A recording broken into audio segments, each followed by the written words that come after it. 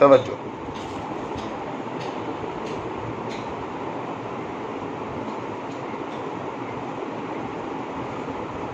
یہ جو محفل سنا قراتوں میں جو تلاوتیں ہوتی ہیں،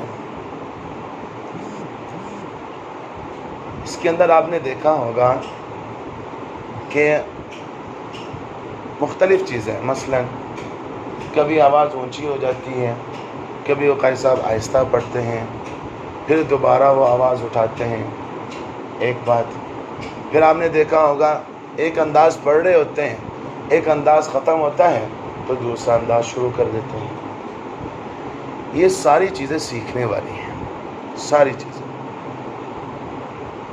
ایک بات یاد رکھیں، سب سے اہم بات یہ ہے تلاوت کے اندر، سب سے اہم بات تجوید آپ کی ٹھیک ہونی چاہیے. مخارج الحروف، صفات الحروف سب سے اہم اور سب سے زیادہ ضروری ہے. یہ آواز کا اچھا ہونا، اچھا ترنم لگانا، اچھا لہجہ لگانا، سانس لمبا ہونا اچھی بات ہے. جس کو ایسا ہو تو اچھی بات ہے، بہت ہی اچھی بات ہے. لیکن یہ کیا بات ہے، ایک بندے کے مخارج ٹھیک نہیں ہے، صفات ٹھیک نہیں ہے، وہ حروف کو صحیح ادا نہیں کر رہا اور خوبصورت آواز میں پڑھ رہا، ہم کہتے ہیں واہ جی واہ بڑا اچھی ہو، کیا بات ہے، کیا بات ہے. نہیں، یاد رکھیں آپ نے جمع قرآن میں آپ کو نے پڑھایا کہ 3 طرح کے قاری ہیں. ایک وہ بندہ جس کو لب و لہجہ اچھا ہے، لب و لہجہ بڑا اچھا ہے، آواز بڑی خوبصورت ہے، سانس بہت اچھا ہے، لیکن اس کے مخارج ٹھیک نہیں ہے، صفات ٹھیک نہیں ہے. یاد رکھیں ایسا بندہ قاری کہلانے کا حقدار نہیں ہے، کیونکہ قاری ہونے کا دار و مدار کس بات پر ہے؟ مخارج و صفات پر، تجوید کے اوپر ہے. اچھا، ایک وہ بندہ ہے جس کی آواز اچھی نہیں ہے، لہجہ بھی اچھا نہیں لگاتا، لہجہ بھی اچھا نہیں لگاتا، لیکن مخارج اس کے بہترین، صفات الحروف بہترین، عین تجوید کے مطابق پڑھتا ہے، اس نے کوئی بڑا اچھا لہجہ نہیں لگایا. یاد رکھیں وہ قاری کہلانے کا حقدار ہے، کیونکہ تجوید کا اور قاری ہونے کا دار و مدار کس کے اوپر ہے؟ تجوید کے اوپر ہے. اور تجوید دو چیزوں کا نام مخارج الحروف، صفات الحروف. اچھا، تیسرا وہ بندہ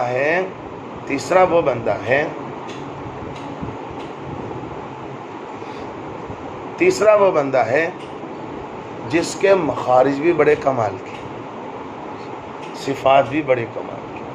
دوسرے لفظوں میں بہترین مجوید ہے، تجوید بہترین ہے اس کی، اور ساتھ ساتھ وہ لہجہ بھی کمال لگاتا ہے. لہجے کی وجہ سے نہ مخارج خراب ہوتے ہیں نہ صفات خراب ہوتی ہیں. لہجے کی وجہ سے کوئی خرابی پیدا نہیں ہوتی، بلکہ اس کے مخارج، صفات، تجوید بہترین ہونے کے ساتھ ساتھ بہترین لہجہ لگاتا ہے. تجوید کے ساتھ ساتھ وہ لمبا بڑھتا ہے، سانس لمبا ہے اس کا. تجوید کے ساتھ ساتھ اس کا بہترین انداز میں وہ مخارج، صفات کے ساتھ ساتھ اس کا ترنم، اس کے یہ اگر سب کچھ ہے تو یہ بندہ قاری کہلانے کا حقدار تو ہے ہی ہے. یہ بندہ نور و علی نور ہے، نور و علی نور ہے. اچھا، اس کا یہ مطلب نہیں ہے کہ ہم قرآن پاک کو خوبصورت نہ پڑھیں، کوئی ضروری نہیں ہے. یہ بات غلط ہے، یہ بات غلط ہے، یہ بات غلط ہے. ہمیں اللہ رب العزت نے، رسول اللہ صلی اللہ علیہ وسلم نے حکم اس بات کا دیا ہے کہ ہم قرآن پاک کو خوبصورت سے خوبصورت پڑھیں. بڑی احادیث میں ایک حدیث پاک کا مفہوم ہے، لیس منا من لم یتغنى بالقرآن او کما قال علیہ الصلوۃ والسلام. جو قرآن کو ترنم کے ساتھ، ترنم کس کو کہتے ہیں؟ میں یہ عربی کا لفظ ہے، لم یتغنى، غنا، غنا، خوش الحانی کے ساتھ پڑھنا، ترنم کے ساتھ پڑھنا. وہ ترنم وہ گانوں والا ترنم نہیں. یاد رکھیں وہ ترنم کا قرآن پاک کے ترنم کے ساتھ کوئی تعلق نہیں ہے. خلاصہ یہ ہے وہ خوش الحانی کے ساتھ جو نہیں پڑھتا، حضور پاک صلی اللہ علیہ وسلم نے فرمایا وہ ہمارے طریق پر نہیں ہے۔ کیا مطلب؟ ہمارا طریقہ یہ ہے کہ اللہ رب العزت نے ہمیں قرآن پاک اگر دیا ہے تو ہم اس کو خوبصورت پڑھیں۔ خوبصورتی سب سے بڑی وہ خوبصورتی جو میں پہلے بیان کر چکا ہوں کہ تجوید بہت ضروری ہے۔ اس کے ساتھ ساتھ آپ ایسا لہجہ لگائیں، ایسا ترنم لگائیں، ایسے خوش الحانی کے ساتھ پڑھیں کہ سننے والے کا دل کرے کہ میں یار اس کے پاس بیٹھ جاؤں قرآن پاک اور سنوں۔ اسی وجہ سے جمال القرآن کے اندر کیا لکھا؟ آپ نے کیا پڑھا؟ تجوید کی تعریف کیا پڑھی؟ نکالنا آگے کیا لکھا؟ تجوید کی حقیقت اسی قدر ہے۔ اور فائدہ میں کیا لکھا؟ خوش آوازی سے پڑھنا امر زائد مستحسن ہے۔ یہ امر زائد مستحسن ہے کا مطلب یہ ہے خوش الحانی کے ساتھ پڑھنا یہ تجوید کے علاوہ ایک الگ چیز ہے، مستحسن ہے، یہ اچھا ہے، اس کو کرنا چاہیے۔ یاد رکھیں ہمارے بڑوں نے یہ خوش الحانی کے ساتھ پڑھا بھی ہے، پڑھایا بھی ہے۔ میرے استاد شیخ مولانا غیور عزیز صاحب دامت برکات اللہ علیہ سبا عشرہ کے استاد، ہم اس سے پڑھ رہے ہیں۔ اس دن وہ بیان فرما رہے تھے کہ بھی دارالعلوم دیوبند کے اندر بھی خوش الحانی کو الگ مستقل انداز میں سیکھا اور سکھایا جاتا تھا۔ تجوید کے علاوہ یہ سبق ہوتے تھے۔ ہمارے بڑے اساتذہ جو قاری اظہار احمد صاحب تھانی رحمۃ اللہ علیہ، ان حضرات نے اپنی کتابوں کے اندر بعض جگہ پر ان لہجات کے نام لیے ہیں جو پڑھائے جاتے تھے۔ رقبی لہجہ تھا، عشاقی لہجہ تھا، حسینی لہجہ تھا، یہ سارے پڑھائے جاتے تھے۔ یہ کوئی آج کی ایجاد نہیں ہے، سمجھ آ گئی؟ اچھا، تو میں بات کر رہا تھا تلاوت کے اندر یہ جو چیز ہے نا، یہ ان کو آج کل مقامات کا لفظ بولا جاتا ہے۔ کیا بولا جاتا ہے؟ مقامات۔ پہلے مقامات کا لفظ نہیں بولا جاتا تھا، سمجھ آ گئی ہے؟ بس آج ان کو مقامات کا لفظ، دوسرے لفظوں میں آپ یہی کہہ سکتے ہیں کہ یہ خوش الحانی کے ساتھ پڑھنا یہ لہجات موجود تھے، جدید دور آ گیا، ان لہجات کو اکٹھا کر کے ان کو ایک نام دے دیا گیا جس کو ہم مقامات کا لفظ بولتے ہیں۔ سمجھ آ گئی؟ پہلے کیا نام سے پکارتے تھے؟ کوئی خاص نام نہیں تھا اور شاید اس کی ضرورت بھی نہیں پڑی تھی۔ عام طور پر مجھ سے یوٹیوب پر مجھے ایک سوال کرتے ہیں عام طور پر کہ بھی یہ جو مقامات ہیں کیا حضور صلی اللہ علیہ وسلم نے پڑھائے؟ کیا صحابہ نے پڑھے؟ آگے صحابہ نے تابعین کو پڑھائے؟ تابعین نے تابعین کو پڑھا؟ یہ سوال ہی غلط ہے، یہ سوال ہی غلط ہے۔ میں سوال کرتا ہوں، آپ علم الصرف پڑھتے ہیں؟ علم النحو پڑھتے ہیں؟ علماء میں پڑھائی جاتی ہے نا، پڑھائی جاتی ہے نا۔ کیا رسول اللہ صلی اللہ علیہ وسلم نے صحابہ کو نحو پڑھائی؟ علم النحو پڑھایا؟ نہیں پڑھایا۔ کیا ان کو علم صرف پڑھایا؟ نہیں پڑھایا۔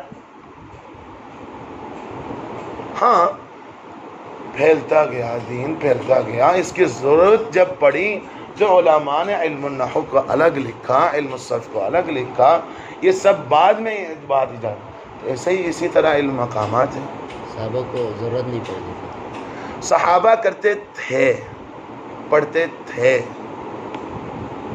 حدیث میں آتا ہے ایک صحابی ہیں وہ تلاوت کر رہے ہیں قرآن پاک،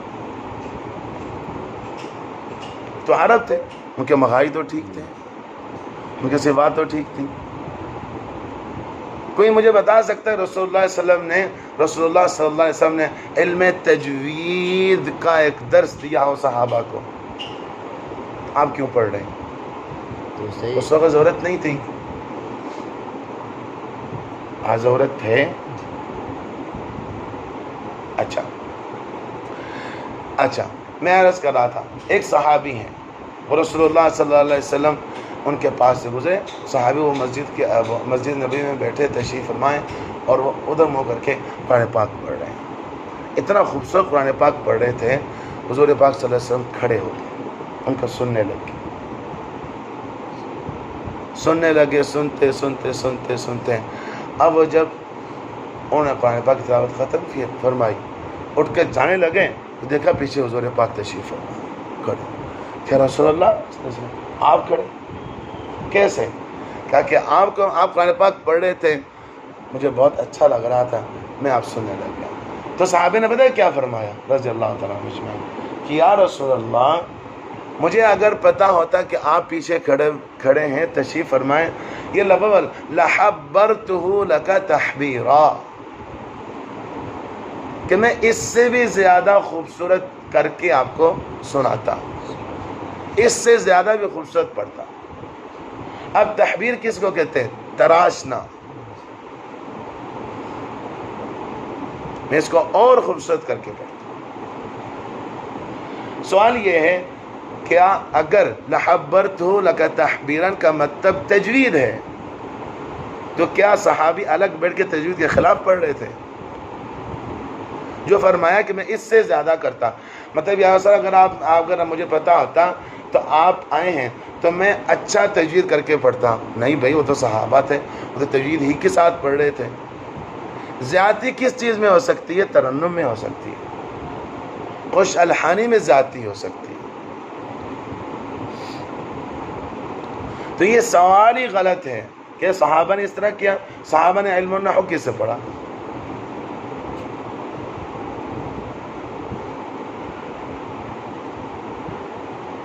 ہم اس وقت اس چیز کی ضرورت نہیں تھی، عام سی بات تھی۔ تو آج اگر اس کو کسی نے کتابوں کی شکل میں تو ابھی تک نہیں ہوا، علم مقامات کتابوں کی شکل میں تو ابھی تک نہیں آیا، سینہ بسینہ آیا۔ جیسا کہ میں نے عرض کیا دارالعلوم دیوبند میں بھی یہ لہجے سکھائے اور سکھائے جاتے تھے، سیکھے اور سکھائے جاتے تھے۔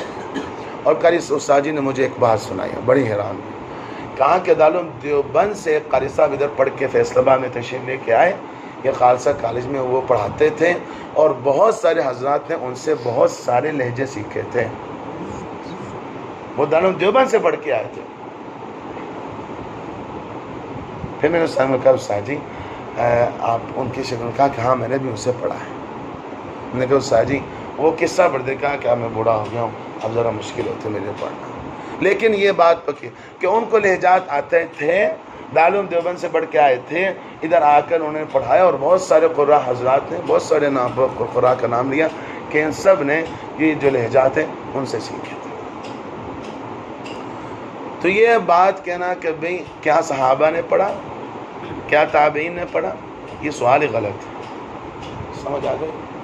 بہت سارے علوم ایسے ہیں جو آپ نہیں دکھا سکتے، ان کے ایجادی بعد میں ہوئے ہیں، علم الصرف ہو گیا، علم النحو ہو گیا، وغیرہ وغیرہ، ساری تو بعد میں ایجاد ہوئے جب ضرورت پڑی۔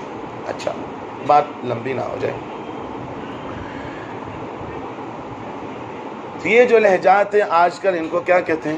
مقامات۔ تو یہ مقامات عام جو مشہور، ایک بات ذہن میں رکھیں، مقامات کہتے کس کو یا مقام کہتے کس کو؟ مقام کہتے ہیں ایک خاص قسم کا آواز کا اتار چڑھاؤ۔ میں اکثر اس بات کو کہتے کیسے سمجھاتا ہوں، آپ ابھی چلے جائیں قاری عبدالرزاق صاحب کی کلاس میں، ہمارے استاد ہیں، بڑے ہیں، دامت برکاتہم اللہ، ان کی کلاس میں آپ جا کے بیٹھ جائیں، سارے طالب علم ایک ہی انداز میں پڑھ رہے ہیں، پانی پتی میں پڑھتے ہیں، پانی پتی میں پڑھتے ہیں۔ حسین احمد پانی پتی سناؤ ذرا، سنا جلدی کر، ٹائم کم ہے۔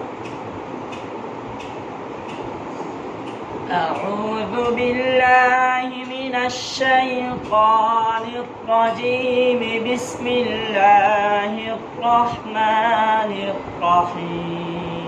ماشاء اللہ، اب خود سناؤ۔ أعوذ بالله من الشيطان الرجيم بسم الله الرحمن الرحيم. فرق ہے دونوں میں، ہے نا؟ کیا فرق ہے؟ وہ بھی تو آواز ہے، یہ بھی آواز تھی. اعوذ باللہ بھی تو پڑھی، بسم اللہ بھی تو وہی ہے.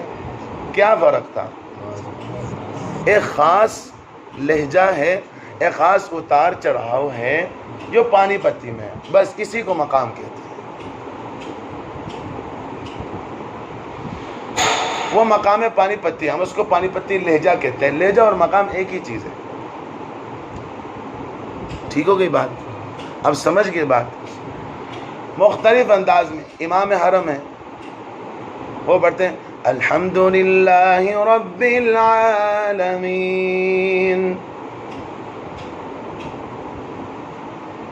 مشائی راشد ہے، وہ پڑھتے ہیں الحمدللہ رب العالمین الرحمن الرحیم مالک یوم الدین. وہ انداز ہو رہے، مختلف انداز کو اکٹھا کر کے نا ایک نام دے دیے گیا مقامات. اب سمجھ آگے مقامات کیا تھی؟ عام طور پر جو ہماری تلاوت، میں اپنے اصل بات کی طرف آتا ہوں. عام طور پر جو ہماری تلاوت شروع ہوتی ہے، عام طور محفل والی تلاوت جو ہوتی ہے، عام طور پر اس سے شروع ہوتی ہے اعوذ باللہ من الشیطان الرجیم بسم اللہ الرحمن الرحیم. اس کو مقام بیات کہتے ہیں. ٹھیک ہوگی بات؟ ٹھیک ہوگی بات؟ آپ لوگوں کی جو مشق ہے اسی طرح ادھر سے شروع ہوتی ہے، جو میں نے آپ کو کروائی ادھر سے شروع ہوتی ہے. اس کے بعد آپ دیکھیں، آپ کو محسوس ہوگا، تھوڑا سا اگر توجہ کہ آپ کو محسوس ہوگا. میں فوراً آواز چینج کر دیتا ہوں. کیا پڑھتا ہوں؟ وَالسَّمَاءِ ذَاتِ الْبُرُوجِ. اس آواز میں فرق ہے. اب یہ جو انداز ہے جس کا میں نے آپ کو وَالسَّمَاءِ ذَاتِ الْبُرُوجِ سے لے کر وہ اِنَّ بَطْشَ رَبِّكَ لَشَدِيدٌ تک جو میں لے کیا، یہ سارا رست ہے. سمجھ آ گئی؟ اس کو لفظ رست بول دیتے ہیں.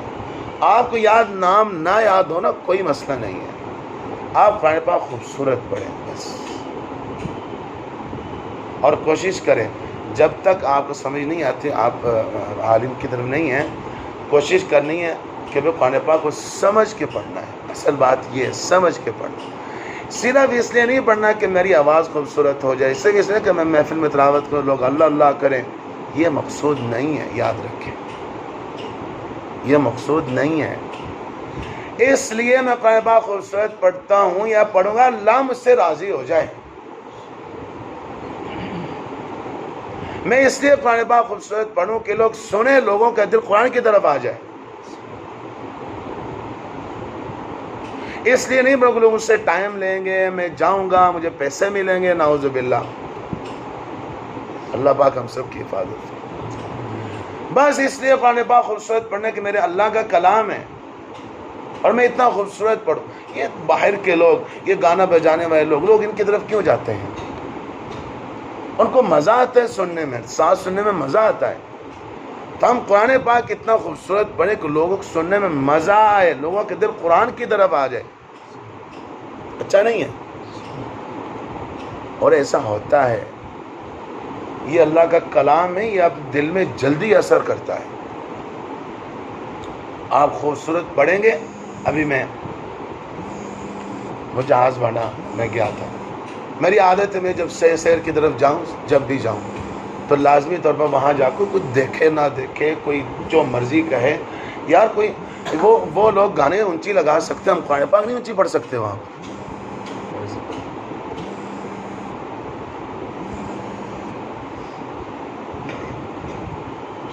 ہم خوبصورت سے خوبصورت قرآن کیوں نہیں پڑھ سکتے وہاں؟ تو جب میں وہاں پر بیٹھ کے پڑھتے نا، یقین کریں لوگ وہاں سے گزر رہے ہوتے، تب وہ چھوٹا سا راستہ ہے ذرا خطرناک. بعض جگہ ایسی ہوتی تھی جہاں پر ذرا زیادہ خوبصورت ہوتا تھا, میں بیٹھ جاتا, پڑھنے لگ جاتا تو لوگ وہاں اکٹھے ہونے شروع ہو جاتے. سوال میں پڑھ رہا ہوں, پہاڑ ہے, پہاڑ گواہی دیں گے, کوئی بندہ ادھر قرآن پاک پڑھ کے جاتا. لوگ جو سیر و تفریح کے لیے وہ تو گانے سن رہے ہیں, گانا ہر چیز ہو رہا ہی ہے. میں قرآن پاک پڑھتا ہوں, مجھے بھی ثواب ہو رہا ہے, لوگوں کو بھی ثواب ہو رہا ہے, اللہ راضی ہو رہے ہیں. بس اس لیے خوبصورت قرآن پاک پڑھنا ہے کہ اللہ تعالیٰ راضی ہو جائے. مقامات سیکھنے ہیں اور مقصود اس کا یہ ہو کہ اللہ ہم خوبصورت سے خوبصورت. اچھا ایک بات اور بھی ہے, میں ایک اور بات آپ کو بتاؤں. ایک اور بات یہ بھی ہے, ایسا نہیں ہونا چاہیے کہ الگ بیٹھ کے پڑھوں, ایسے پڑھوں الحمدللہ رب العالمین الرحمن الرحیم مالک یوم الدین ایاک نعبد و ایاک نستعین. اب جب لوگ سننے لگے الحمدللہ رب العالمین, نہیں, الگ بیٹھ کے بھی مقامات میں پڑھنا ہے, خوبصورت ایسے پڑھنا ہے اللہ کو پسند آ جائے. اپنی نماز پڑھنی ہے, ظہر کی نماز سری ہوتی ہے یا نہ سنتے پڑھنے ہیں تو پھر الحمدللہ, اور جب نماز پڑھانی ہے تو پھر ترنم کے ساتھ پڑھانی. نہیں, خاموش پڑھنا ہے تب بھی ترنم کے ساتھ پڑھنا ہے, کیونکہ سنانے والی ذات جس کو سنا رہے وہ کون ہے؟ وہ تو اللہ سن رہے ہیں, تو اللہ سن رہے ہیں. کوئی تعریف کرے یا نہ کرے کوئی پرواہ نہیں ہے. کوئی کرتا ہے 100 مرتبہ کرتا ہے, نہیں کرتا نہ کرے. میں نے قرآن پاک خوبصورت پڑھنا ہے کیونکہ میں نے اللہ تعالیٰ کو سنانا ہے, اللہ مجھ سے راضی ہو جائے. اور دیکھو ایک اور بات بتاؤں, یہ اگر اس لیے قرآن پاک خوبصورت پڑھنا کہ لوگ قرآن کی طرف آ جائیں, یہ بھی دین ہے, یہ بھی دین کا کام ہے. سمجھ آ گئی؟ تو آج کا سبق یہی ہوا کہ ہم جو ہیں مقامات لہجات چھوڑیں, مقامات کا لفظ چھوڑیں, بات تو ایک ہی ہے, ہم خوبصورت پڑھنا سیکھیں. اب خوبصورت پڑھنے کے اندر جب آپ پڑھیں گے تو یہ وہی لہجے ہیں جو مقامات کے اندر, وہی لہجے, اور کوئی الگ چیز نہیں ہے. بات صرف اتنی بات سمجھنے کی, مقامات کس کو کہتے ہیں؟ مقام کہتے ہیں ایک خاص قسم کے آواز کے خاص قسم کا اتار چڑھاؤ. ابھی میں نے مثال دی پانی پتی, پانی پتی بھی ایک مقام ہے. آپ کہیں گے کہاں سے شروع ہوا؟ کیا صحابہ نے پانی پتی میں پڑھا تھا؟ کتنا بے وقوفانہ سوال ہے یہ. کیا حضور پاک نے صحابہ کو پانی پتی لہجے میں پڑھایا تھا؟ کتنا بے وقوفانہ سوال ہے یہ. بھئی حضور پاک نے حکم اس بات کے دیا خوبصورت پڑھیں, اب جیسے مرضی پڑھیں, خوبصورت پڑھنا ہے. صحابہ نے تابعین کو جو حکم اگر دیا تو خوبصورت پڑھنے کا دیا, تو قرآن پاک کو خوبصورت پڑھیں. اور یہ بات ہم تک پہنچی ہے. میں نے حدیث آپ کے ساتھ لیس منا من لم یتغنى بالقرآن, اور بھی بہت ساری احادیث ہے, پھر کسی موقع پر آپ کے خدمت میں پیش کروں گا. تو لازمی طور پر ہم نے خوبصورت قرآن پاک پڑھنا ہے. اولین چیز مخارج صفات, دوسرے لفظوں میں اولین چیز تجوید ہے. تجوید کے بغیر نہیں, تجوید کے بغیر نہیں. اچھا چلیں تھوڑی سی مشق کر لیں.